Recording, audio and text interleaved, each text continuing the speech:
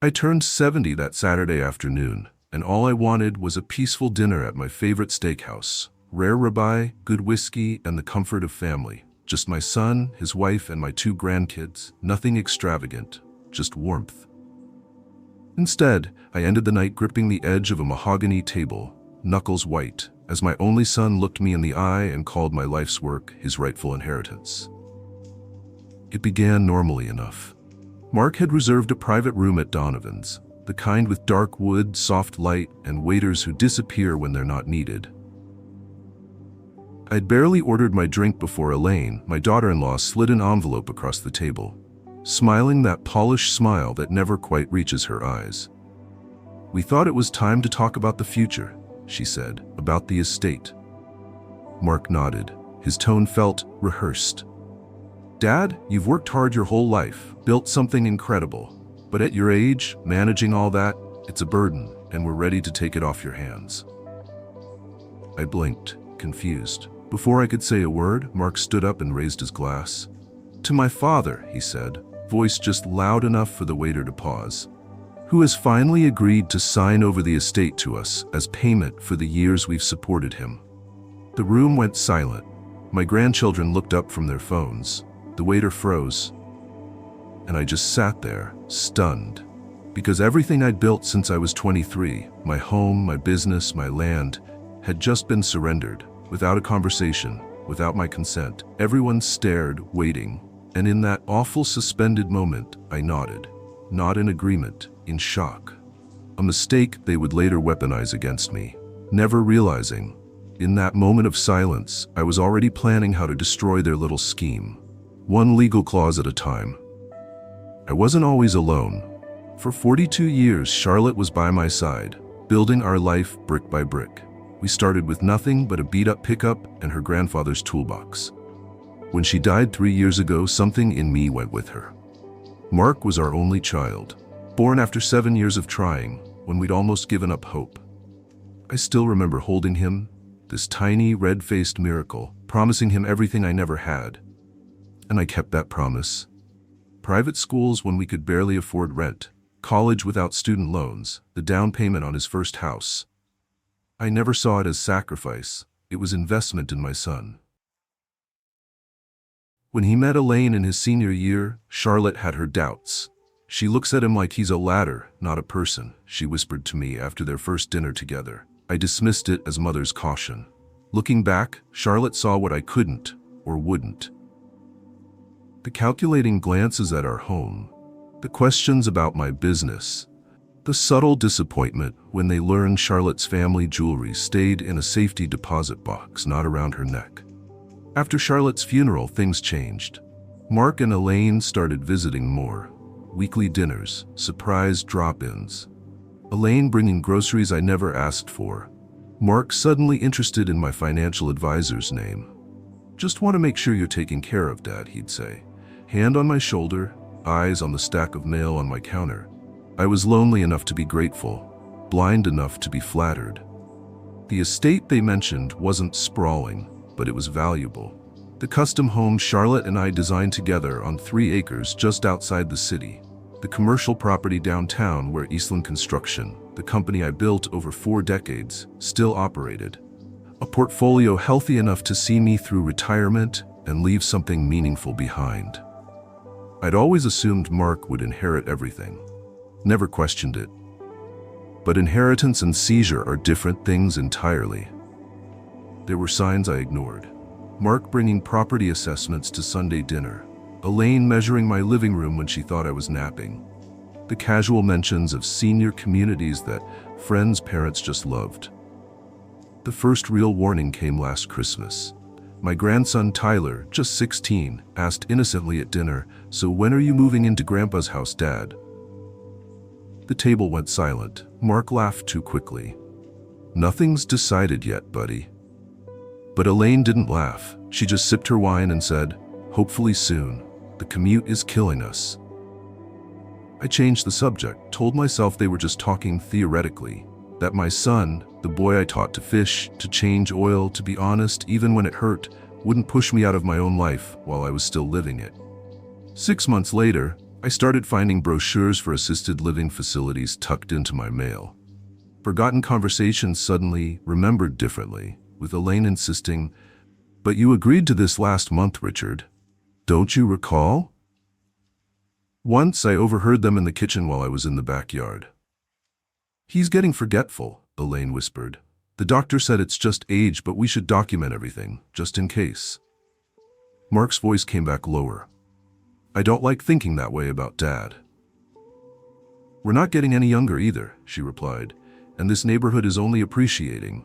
We need to be practical." I stayed silent then, started keeping notes after that. A journal locked in my desk drawer documenting every conversation, every strange comment, every time they exchanged looks they thought I couldn't interpret. By the time my birthday dinner came around, I'd filled nearly 40 pages. But I never imagined they'd make their move so publicly, so coldly, raising a toast to my surrender like I'd already signed the papers. I should have seen it coming, should have protected myself sooner. But it's a special kind of blindness that comes from loving your child. The desperate belief that the person you raised couldn't possibly betray you. Have you ever experienced that blind spot with someone you loved? Follow for more stories that explore these complex human emotions.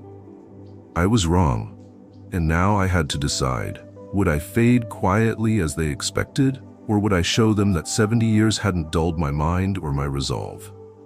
They thought I was just a signature away from being managed out of my own life. They had no idea who they were really dealing with. The conversation shifted after Mark's announcement, but I barely heard it. My rabbi turned to sawdust in my mouth. Elaine launched into plans for updating my home, removing the River Rock fireplace Charlotte had chosen, converting my workshop to a home gym. "Don't worry, we'll set up a nice room for you in the basement," she said, reaching for my hand. "You'll have your privacy." The basement, where I stored Christmas decorations and old paint cans, where there were no windows. Mark slid papers from his jacket pocket. "We've already talked to a lawyer, just needs your signature." My grandson Tyler frowned. "Wait, is Grandpa moving out?" "Not exactly," Mark said. "We're moving in. Grandpa needs help now." "I don't need help," I finally spoke. The table went quiet. "I'm perfectly capable." Elaine's smile tightened. "Richard, we've discussed this. You agreed." "I never agreed to anything." Mark leaned forward. "Dad, you're getting confused sometimes. Remember last month when you couldn't find your car at the grocery store? It was parked on the other side. Anyone could. And the stove," Elaine interrupted. "You left it on overnight twice. Once, 5 months ago." Mark sighed like I was a difficult child. "See? Your memory isn't reliable. That's why we're doing this. For your safety." My granddaughter Emma, 14 and usually buried in her phone, looked up. "Is Grandpa sick?" "No, honey," Elaine said before I could answer. "He's just getting older, needs watching." The word watching hung in the air like a threat. I'd gone from father to ward in a single meal. I took a slow sip of whiskey, buying time. "I'd like to read those papers before signing." "Of course," Mark said too quickly, "but the lawyer's waiting on these. We have a meeting Monday to finalize everything." "You scheduled a meeting without me? For my property?" Mark and Elaine exchanged that look again. The one they thought I couldn't read. Impatience. Calculation. "We've discussed this several times, Dad," Mark said, his voice taking on that special tone reserved for the elderly. Loud, slow, condescending. "You agreed it was for the best." Tyler suddenly pushed back from the table. "You're kicking Grandpa out of his own house? That's messed up." "Language," Elaine snapped, "and no one's kicking anyone out. Grandpa will have his own space. We're taking care of him." "Doesn't sound like it," Tyler muttered. Mark shot his son a warning look, then turned back to me. "Dad, please, don't make this difficult. We're trying to help." I folded the papers without opening them. "I need time to think." "There's nothing to think about," Elaine said, smile vanishing completely. "The decision's been made. It's what's best." That's when I knew. This wasn't a discussion. It wasn't even a notification. It was an ambush. "I built that house," I said quietly, "laid the hardwood floors myself, planted every tree on that property. And it's been wonderful," Elaine said, her tone softening artificially. but it's too much for you now. Mark, I turned to my son. Is this really what you want? Something flickered in his eyes, doubt, maybe guilt. But Elaine spoke before he could. We've already listed our house. The realtor thinks it'll sell within a week. The room tilted slightly. They'd already listed their house. This wasn't impulse. This was strategy. And if I say no, I asked. Mark cleared his throat. Dad, we have the healthcare power of attorney from your surgery last year. If we need to establish that you can't make these decisions anymore, we can. The threat hung bare between us. My son was prepared to declare me incompetent if I didn't surrender my home. Is that what your mother would have wanted? I asked softly. Mark flinched. Don't bring Mom into this. Why not? Half of everything I own was hers. She'd be ashamed of you right now. Elaine's face hardened. Charlotte would want you safe, not rattling around that big house alone, forgetting medications, leaving stoves on. My granddaughter started crying silently. Tyler stood up. I'm waiting in the car, he announced. This is gross. After he left, Mark leaned in, voice low and urgent. Dad, please, we've made plans, commitments. Don't fight us on this. I looked at my son, this stranger wearing familiar features, and realized with perfect clarity I'd raised a man who saw my life's work as his entitlement, who viewed my aging not with reverence, but as an opportunity. I'll think about it, I said finally, pocketing the papers. There's nothing to think about, Elaine repeated, harder now. Sign them tonight. We have movers coming next Saturday. I stood slowly, dignity the only weapon I had left. Thank you for dinner. Dad, Mark called as I walked away. Don't make this more complicated than it needs to be. I turned back one last time. You want my house, my company, my life? My voice didn't shake. Then you'd better be prepared for war. I didn't go home immediately after the restaurant. I couldn't bear to look at those walls, knowing my son had already measured them for his furniture. Instead, I drove to the riverfront where Charlotte and I used to walk Sunday mornings. The night air was cool against my face. 70 years old. When did that happen? I wasn't feeble, wasn't confused, yet somehow I'd become expendable in my own family's eyes. My phone buzzed repeatedly, Mark calling, then Elaine, then Mark again.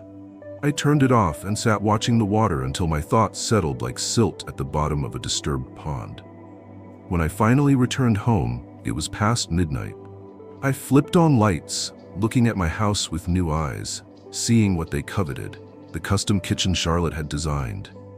The sunroom where light poured in each morning. The study lined with books that charted my intellectual journey. I went to my desk and unlocked the bottom drawer. Inside was the folder of notes I'd been keeping. Conversations, strange comments, times they'd rearranged my belongings without permission. Evidence of a slow-building campaign. But there was something else I needed to check. I booted up my computer and logged into my email. Searched for messages from Mark over the past 6 months.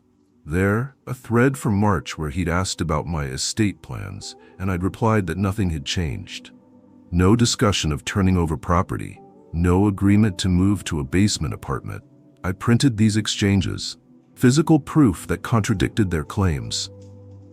Next, I found the healthcare proxy they'd mentioned, signed during my knee surgery last year. I'd forgotten about it completely.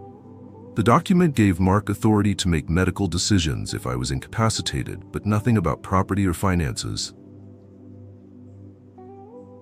Yet they'd threatened to use it against me.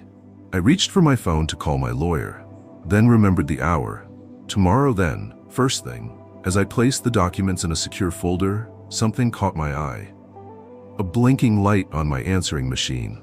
I rarely use the landline anymore, but some old habits die hard. I pressed play. Mark's voice filled the room. Dad, just checking that we're still on for dinner Saturday. Also, can you bring those property documents we talked about? Elaine wants to review them before we meet with the lawyer on Monday. The timestamp was from Thursday, 2 days before my birthday. There had been no prior conversation about property documents. They were creating a false narrative, building evidence that I'd agreed to something I hadn't. I saved the message and continued searching. In my email trash, I found deleted messages I didn't remember deleting. Communications from my financial advisor that had apparently been cleaned up during one of Elaine's helpful visits to organize my computer. Cold realization washed over me. This wasn't opportunistic, this was methodical. I spent the next hour changing passwords on every account: email, banking, investment, even social media I rarely used. By 2 a.m. I had secured what I could, but the sense of violation lingered like smoke. The next morning, Sunday, I woke early and went straight to my home office. I needed to understand exactly what I was dealing with. I opened my filing cabinet, searching for the estate planning documents my lawyer had prepared after Charlotte died. They were gone. Not misplaced, not misfiled, gone. My heart pounded as I searched through every drawer, every folder. The will, power of attorney forms, property deeds, all missing. Then my phone buzzed with a text from Mark. "Hope you're feeling better about things this morning. Elaine and I can come by later to pick up those signed papers. Love you, Dad." As if nothing had happened, as if threatening to declare me incompetent was just a minor disagreement. I didn't reply. Instead, I drove to the local copy shop when it opened and made duplicates of everything I'd gathered overnight. One set to keep at home, one to store in my bank's safe deposit box, and one to take to my lawyer tomorrow. When I returned home, a strange car was in my driveway. My first thought was that Mark had come anyway, but as I approached, an unfamiliar woman stepped out. "Mr. Eastland, I'm Dr. Melissa Grayson." She extended her hand. "Your son asked me to stop by. He's concerned about your cognitive function." A doctor, at my house, without my knowledge or consent. They were moving faster than I'd anticipated. They weren't just planning to take my home, they were building a case to take my autonomy. "I didn't request a house call," I said, not taking her hand. She smiled with practiced sympathy. "Family members often notice changes before patients do. This is just a preliminary assessment." "Did my son mention that we had a disagreement last night about property he wants me to sign over to him?" Her smile faltered. "He mentioned you've been confused about some conversations. Did he also mention he stands to gain financially if I'm declared incompetent?" Dr. Grayson took a small step back.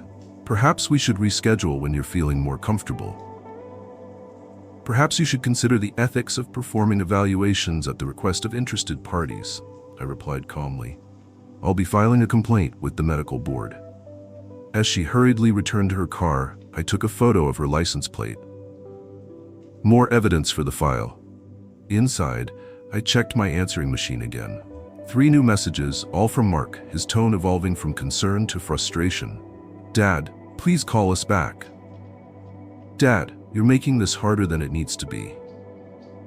"Dad, Dr. Grayson is a friend trying to help. Your behavior is exactly why we're worried." I saved them all. Then I noticed something on my kitchen counter that made my blood freeze. A legal notepad I kept by the phone had been moved. On it, in handwriting that mimicked mine but wasn't, were notes about feeling overwhelmed by house maintenance and relieved that Mark would take over. They had been in my house while I was out, creating evidence, laying groundwork. This wasn't just betrayal, this was war. Monday morning dawned clear and cold. I was awake before sunrise, having barely slept. By 8:30, I was sitting in my lawyer's office, not the family attorney who had drafted our wills, but Patricia Reynolds, a sharp-eyed specialist in elder law I'd found after 3 urgent calls the day before. "They're building a narrative," Patricia said, reviewing my documents. "Creating a paper trail to suggest you're impaired and have agreed to surrender assets. Can they do that? Declare me incompetent based on manufactured evidence?" She set down her glasses. "They can try. The healthcare proxy doesn't grant them that authority, but they're clearly hoping to establish a pattern that would convince a judge. And my missing estate documents? We'll file replacements immediately. But Mr. Eastland," she leaned forward, "this isn't just about papers. They're moving quickly, which suggests urgency. Have you checked your financial accounts lately?" I hadn't. We spent the next hour reviewing everything. Bank statements, investment portfolios, property deeds. Nothing appeared missing yet. But Patricia pointed out several large transfers from my primary checking account to a joint account I shared with Mark, set up years ago for emergency access. He's been moving money gradually, testing boundaries. My stomach tightened. What do we do? First, we protect what's yours. Patricia outlined a plan: new accounts at different banks, revoking all powers of attorney, comprehensive cognitive testing with an independent specialist to document my competence. And the house? The business? Patricia smiled thinly. That's where we get creative.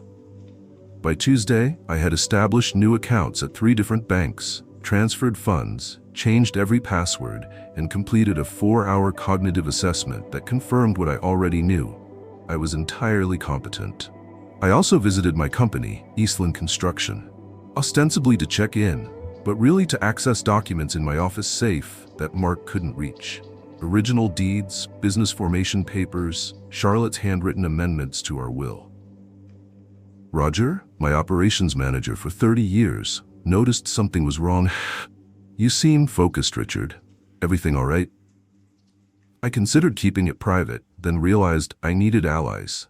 My son is trying to take control of my assets, including the company. Roger's expression darkened. Mark? The kid who couldn't be bothered to learn the business? Who said construction was too blue-collar? The same. What can I do? His immediate loyalty nearly broke me. Keep this between us, but I need to make some changes to protect the company. Can you connect me with Jacob in legal? By Thursday, I had established a revocable trust with Patricia's help, transferring my most valuable assets, including the house and business, into its protection. I named trusted colleagues as co-trustees alongside myself, people Mark couldn't manipulate. I changed the locks on my home, all of them, installed a security system that sent alerts to my phone, moved important documents to a safe deposit box only I could access. But the most important step happened Friday morning when I met with a real estate agent, not about selling my home, but about renting a small apartment nearby, one Mark didn't know about, a backup refuge. Month-to-month lease, I specified, furnished, available immediately. That afternoon, I met with my financial advisor and made a series of changes, removing Mark as beneficiary from several accounts, redirecting investments, establishing dedicated funds for my grandchildren that would bypass their parents entirely.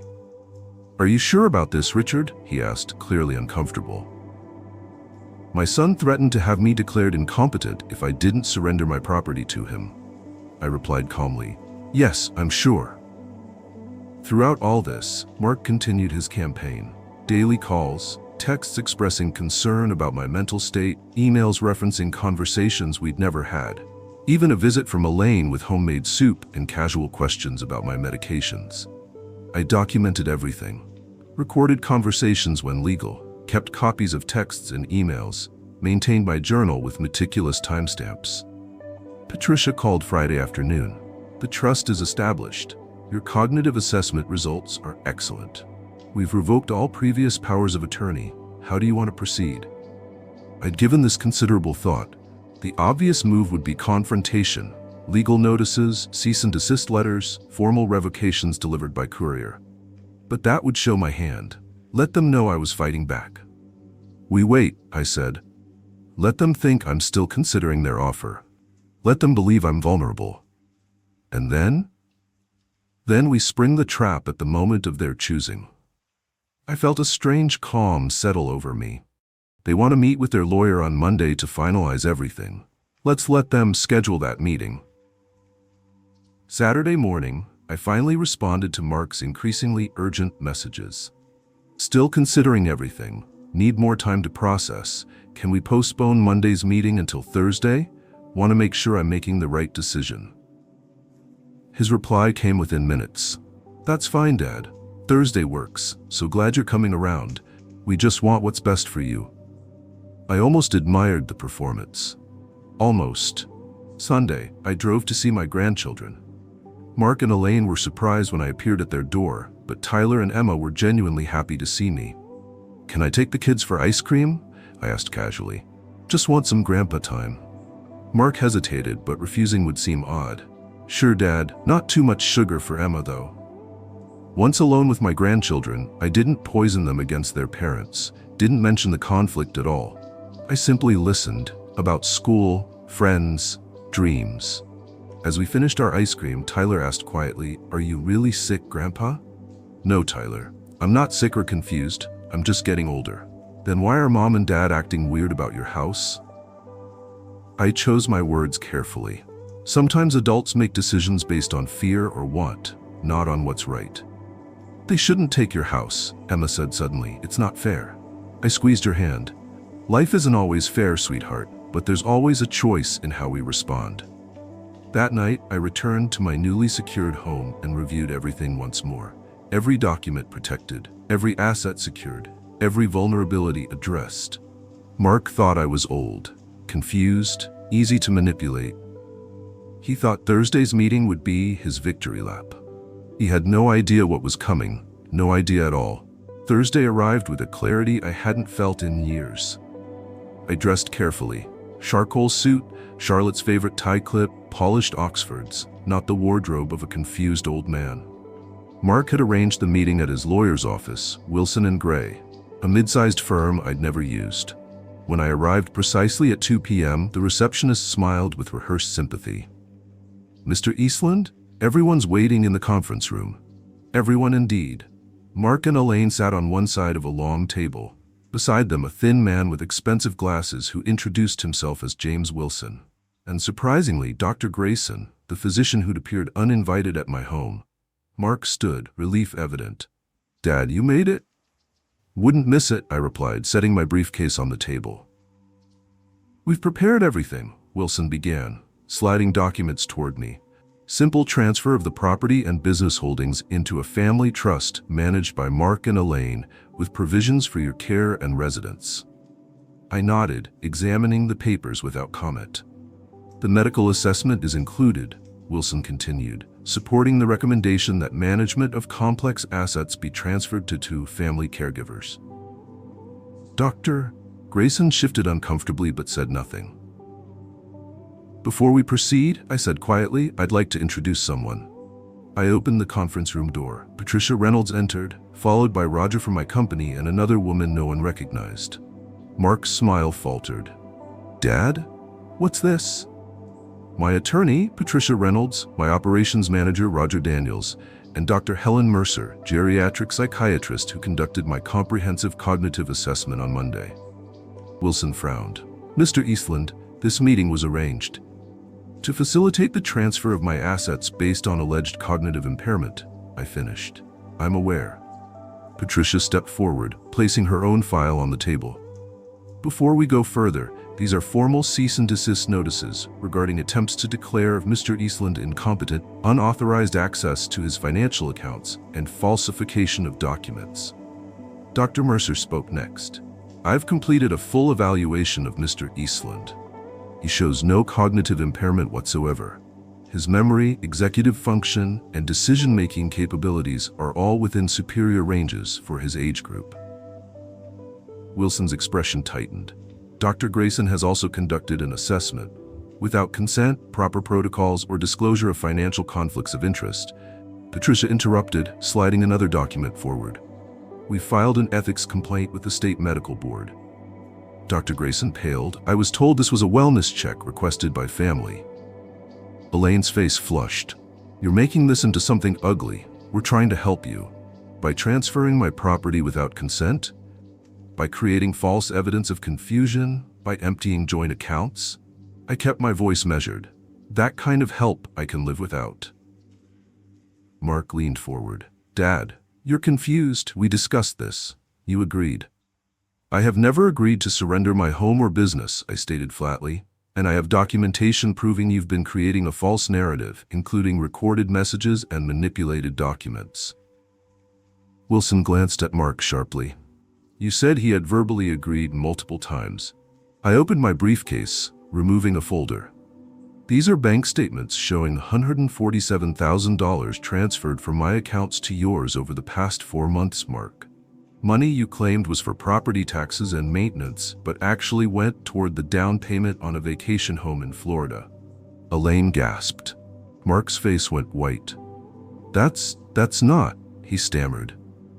Also, I continued, laying out more documents, evidence that someone accessed my email account and deleted messages from my financial advisors. The IP address traces back to your home network, Mark. Roger spoke up. And attempts to access company accounts using Richard's credentials, which triggered our security protocols. Wilson was now staring at Mark with undisguised concern. Mr. Eastland, perhaps we should. One more thing, I said, removing a final document. As of Monday, my home, business, and major assets have been transferred to the Eastland Family Trust, with myself as primary trustee and independent co-trustees who cannot be removed without court approval. The silence was absolute. So you see, I continued calmly, there's nothing to transfer today, nothing to sign. Mark stood abruptly. This is ridiculous. You're just confused and angry. Sit down, Patricia said sharply. Unless you'd prefer we continue this discussion with law enforcement present. Financial exploitation of the elderly is taken quite seriously these days. Elaine began to cry, theatrical sobs that might have moved me once. We just wanted to keep the family legacy together, to protect what you built. By stealing it, I asked quietly. We weren't stealing, Mark protested. We were managing. You're getting older, forgetful. Your father scored in the 94th percentile on cognitive assessments, Dr. Mercer interjected, higher than most people 20 years younger. Wilson cleared his throat. Perhaps we should adjourn to reassess. We're not adjourning, I said firmly. We're concluding. Patricia has prepared statements for each of you to sign, acknowledging that I am mentally competent and that any claims to the contrary will be met with legal action. Wilson examined the documents, then nodded slightly to Mark. I would advise signing these. This is insane, Mark muttered, but his confidence was crumbling. One last matter, I said as they reluctantly signed. The $147,000 you transferred from my accounts, you have 30 days to return it. After that, we pursue criminal charges. Mark's head snapped up. You'd send your own son to jail over money? The question hung in the air between us. In his eyes, I saw not remorse, but indignation. The entitled fury of someone denied what they believed they deserved. My son, I said softly, wouldn't have tried to steal from me in the first place. As we gathered our papers to leave, Elaine made one final attempt. What about family? What about Tyler and Emma? My grandchildren, I replied, are provided for in my trust. When they turn 25, they'll each receive funds for education, housing, or business ventures. Funds you and Mark cannot access or influence. You can't cut us out completely, Mark said, desperation creeping into his voice. I'm your son, your only child. I looked at him, this stranger wearing familiar features, and felt an unexpected wave of pity. You're right, Mark. You are my son. But you stopped being family the moment you decided to take what wasn't offered. I walked out of that office into bright afternoon sunshine, feeling lighter than I had in months. Charlotte would have been proud.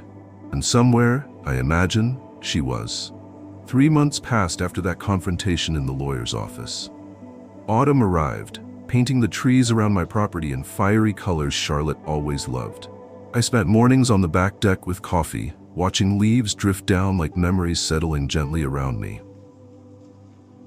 Mark didn't return the money by the 30-day deadline. I didn't press charges, not out of weakness, but because vengeance wasn't what I wanted. Patricia filed civil proceedings instead. The courts would handle it now, without the family drama Mark seemed to crave. We hadn't spoken since that day. No calls, no texts. Even on my birthday in October, a quiet affair with Roger and a few old friends, my phone remained silent from his number. Elaine had tried once, a carefully worded text about healing the family, but the manipulation was too transparent, too late. I sold the company I'd built from nothing, not out of fear or surrender, but because it was time. The employees I'd mentored over decades became the new owners through a carefully structured deal that preserved jobs and legacies. Roger would manage the transition, ensuring everything I valued continued. You've built something that outlasts you, Patricia said when we finalized the paperwork. That's rare. The proceeds went into the trust, designated for causes Charlotte had championed. scholarships for first-generation college students, the women's shelter she'd volunteered at, restoration of the riverfront park where we'd spent countless Sundays. My grandchildren visited every other weekend, an arrangement negotiated through Patricia. Mark and Elaine didn't like it, but faced with the alternative of public scandal, they complied. Tyler and Emma arrived eager and left reluctantly, our time filled with simple pleasures. Fishing at the pond, chess games, Emma surprisingly excelled at, helping Tyler with his college applications, watching his confidence grow as he envisioned a future of his own making. I never spoke ill of their parents during these visits, never recounted the betrayal or attempted theft. They were smart kids. They'd seen enough to draw their own conclusions. Dad says you're still mad at him, Tyler mentioned casually one Saturday as we repaired a birdhouse in the workshop. I'm not mad, I replied honestly. I'm disappointed. There's a difference. Are you ever going to forgive him? The question deserved careful consideration. Forgiveness isn't about forgetting what happened, Tyler. It's about not letting it poison your future. I've let go of the anger, but trust takes longer to rebuild. He nodded, understanding more than his age might suggest. Mom still talks about the house sometimes, how perfect it would be for entertaining. And what do you think? He shrugged, focused on the nail he was hammering. I think it's your house. You built it. Simple wisdom from a 17-year-old, clearer than all the justifications adults had manufactured. My home felt different now. I'd remodeled portions, not erasing Charlotte's touches, but blending them with new elements that reflected who I was becoming. The workshop expanded, a sunroom converted to an artist's studio where I finally pursued painting, something I'd deferred for decades while building the business. Friends visited more often, fellow widowers who understood the language of grief, former colleagues who sought advice or simply conversation, even a few new acquaintances from the art class I'd joined at the community center. Among them was Eleanor, a retired literature professor with silver hair and opinions on everything from politics to proper brush technique. She challenged me, debated me, made me laugh in ways I'd forgotten I could. You're different from most men your age, she observed one evening as we walked the property after dinner. Less settled in your ways. Recent events forced me to adapt, I replied. Adaptation looks good on you. We weren't rushing toward romance. We'd both had great loves already, but her company filled corners of my life that had been empty too long. In November, legal documents arrived. Mark had finally settled the civil case, returning the funds with interest and signing agreements preventing future claims against my estate. His lawyer's letter contained a carefully worded non-apology about misunderstandings and good intentions. I filed it away without response. Some bridges stay crossed. That evening, I sat in Charlotte's favorite chair by the window, our photo albums open beside me. 42 years of marriage captured in fading Polaroids and carefully mounted photographs. Charlotte pregnant with Mark. Mark's graduation, family holidays around tables now quieter. I tried, I told her image softly, gave him everything I thought he needed. Where did we go wrong? No answer came, of course, just the settling sounds of an old house breathing around me. The phone rang, breaking my reflection, Emma's name on the caller ID. Grandpa, can I ask you something important? Always, sweetheart. I got accepted to State University early admission. Mom and Dad want me to live at home and commute to save money, but I really want the full college experience. I heard the unspoken question. Have you talked to them about your preference? They said we can't afford the dorms, that college is expensive enough. I knew what Mark and Elaine's finances looked like from the legal proceedings. They could afford it. They were choosing not to. What if that wasn't a concern? I asked carefully. You mean, would you help me? Hope threaded through her voice. The trust I established includes education funds for both you and Tyler. You can't access the main portion until you're 25, but college expenses are available now. Her breath caught. Dad didn't mention that. I'm not surprised. I kept my tone neutral. I'll have Patricia send the details directly to you. After we hung up, I realized I was smiling. Not because I'd circumvented Mark's authority, but because I'd created exactly what I'd intended: protection for the next generation, regardless of him between. That night, I slept peacefully for the first time in months. Not because I'd won some battle against betrayal, but because I'd finally recognized that the greatest revenge against those who try to diminish you is to expand instead, growing into spaces they never imagined you could fill. At 70, I wasn't ending. I was beginning again. If this resonates with you, like and subscribe for daily stories about resilience and reinvention. New chapters of life can begin at any age. 1 year to the day after that birthday dinner ambush, I received a certified letter. The return address, Wilson and Gray, the firm Mark had used in his attempted takeover. I opened it cautiously, half expecting another legal maneuver. Instead, I found a brief notice. As required by professional ethics, we are informing you that this firm no longer represents Mark Eastland in any matters concerning your estate or business holdings. Curious but unmoved, I set it aside and continued my morning routine. Coffee on the deck, Wall Street Journal, a walk around the property to inspect the spring plantings Eleanor had suggested. My phone rang as I returned to the house, an unknown number. Mr. Eastland, this is Thomas Reed from Continental Bank. I'm calling about some unusual activity on an account associated with your name. My guard instantly rose. I don't have accounts at Continental. That's why I'm calling, sir. There's an account here under Eastland Holdings LLC that lists you as a beneficial owner, but the signature card shows your son as the primary.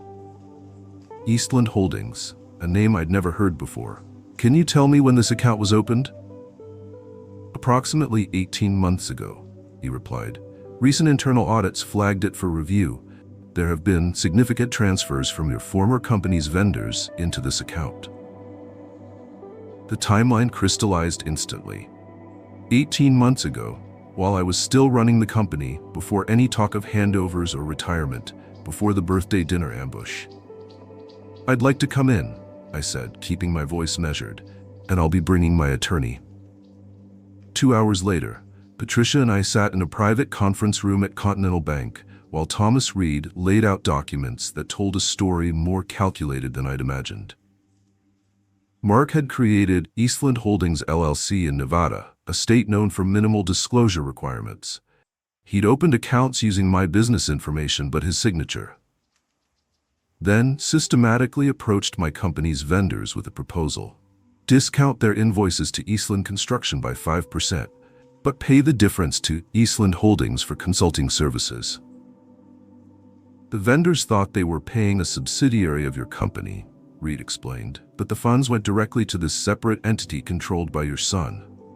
How much? I asked. Reed shifted uncomfortably. Just over $840,000 over 18 months. Patricia's pen stopped mid-note. That's well beyond civil recovery. That's criminal fraud. My hands remained steady as I reviewed the documentation. 18 months of systematic theft, not impulsive, not desperate. Methodical exploitation of relationships I'd built over decades. The birthday dinner, I said quietly. The sudden push to take over the company. It wasn't about my age or competence at all. Patricia nodded. He knew this scheme would be discovered during any proper business transition. He needed control before that happened. We've frozen the accounts pending investigation, Reed added. As the injured party, you'll need to decide whether to pursue charges. I thanked him, collected copies of everything, and walked out into bright spring sunshine that suddenly felt colder. That evening I sat alone in my study, documents spread before me like the pieces of a puzzle I'd never wanted to solve.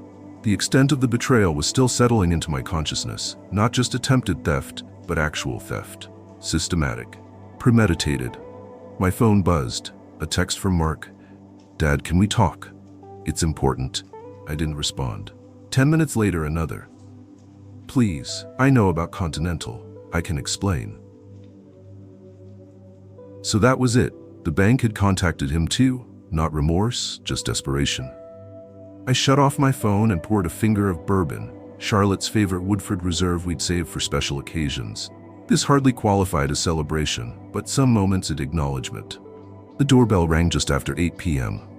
Through the security camera, I saw Mark standing on my porch, shoulders hunched against imagined judgment. I considered not answering, then decided this confrontation was inevitable. He looked older than when I'd last seen him, stress etching lines I hadn't noticed before. "Dad," he began, voice already placating, "I know how this looks." "Do you?" I asked, not inviting him in. It was temporary, a cash flow solution while my real estate investments matured. I was going to pay it all back. The excuse was so transparently false, it almost deserved applause. "The account was opened 18 months ago, Mark, long before any talk of succession or retirement." His eyes darted away. "I made some bad investments, got underwater, needed stop." My voice remained quiet but firm. "No more lies. What are you gonna do?" Fear crept into his tone. "The bank said they're investigating." "Yes, they are." "Dad, please. Criminal charges would destroy me, my career, the kid's reputation." The mention of his children, my grandchildren, was a calculated move. One last attempt at emotional manipulation. "You should have thought about them before defrauding my company and vendors who trusted me," I replied. "I'll pay it back, all of it, somehow." Desperation sharpened his voice. "Please, Dad, I'm your son." Those words again. The biological connection he believed entitled him to unlimited forgiveness. "The fraud investigation will continue," I said finally. "That's not negotiable." His face crumpled. "You're sending me to jail." "No, Mark. Your actions are sending you to jail. There's a difference." As he turned to leave, shoulders slumped in defeat, I added, "The education trusts for Tyler and Emma will remain intact. They won't suffer for your choices." He nodded once, not meeting my eyes, and walked away. I closed the door, surprisingly calm. The confrontation I dreaded had come and gone, leaving not rage but clarity in its wake. The next morning, I called Tyler and Emma directly. They deserved to hear the truth from me before it became public. They took the news with a maturity that made my heart ache with pride and regret. "Are you okay, Grandpa?" Emma asked, concern in her voice. "I am," I answered truthfully. "Sometimes the hardest decisions are the cleanest ones." 3 days later, an unexpected visitor arrived. Roger, my former operations manager, now running the company I'd built. "You heard?" I asked, ushering him into the living room. "About Mark's scheme?" "Yes." He set his briefcase on the coffee table. "But that's not why I'm here." He removed a folder and handed it to me. "The company's annual charitable foundation contributions. The board thought you should be the one to decide where they go this year." I opened it to find a check made out to the Eastland Family Trust for $1 million. "We can't replace what was taken," Roger said quietly, "but we can honor what you built." For the first time since the betrayal began, I felt tears threatening, not from loss, but from the recognition that what I'd created extended beyond blood ties into something more enduring, a legacy of respect. Vendors I'd worked with for 30 years called to express their shock and support. Former employees sent handwritten notes. Even competitors reached out with surprising solidarity. 2 weeks later, Mark pled guilty to reduced charges as part of a settlement that included full restitution, community service, and probation, rather than prison time. His career in financial services was over, but his freedom remained intact. I didn't attend the hearing. Some chapters are better closed from a distance. Instead, I was at the riverfront park Charlotte had loved, watching the dedication of a new children's garden funded by the trust. Eleanor beside me, Tyler and Emma proudly cutting the ribbon. "Your grandfather," the park director announced to the gathered crowd, "wanted to create something beautiful that would outlast us all." As children rushed forward to explore the new space, I felt Charlotte's presence so strongly I almost turned to find her. She would have approved of this ending, not the harm caused by betrayal, but the good extracted from its aftermath. The family I'd known was gone. But in its place stood something unexpected. A chosen family built on respect rather than obligation, on trust freely given rather than demanded. Tyler approached, slipping something into my hand. A small wooden carving of a house, one he'd made in his shop class. "So you always remember," he said quietly, "that home is what you build, not what someone takes." Out of the mouth of babes comes wisdom we adults spend lifetimes seeking. And sometimes the greatest gifts emerge from the very moments we fear will break us. Have you ever faced betrayal from someone you trusted with your heart? Share your experience in the comments. Your story matters, and I read every comment. If this journey of resilience moved you, please like, subscribe, and share with someone who needs to hear it. A brand new story drops tomorrow that explores what happens when we find strength in unexpected places.